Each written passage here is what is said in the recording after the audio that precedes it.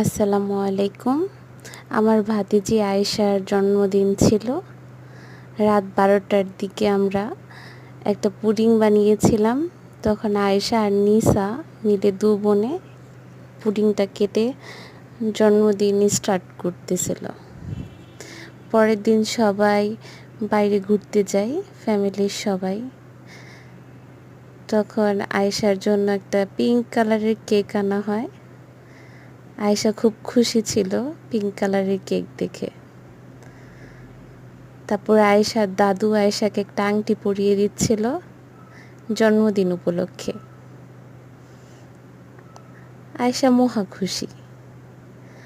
আয়েশা আর নিসা একসাথে কেকটা কেটে নিচ্ছিল, সবাই ভিডিও করতেছিল, উইশ করতেছিল।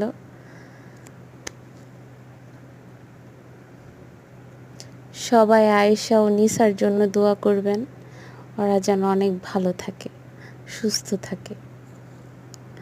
আল্লাহ হাফিজ।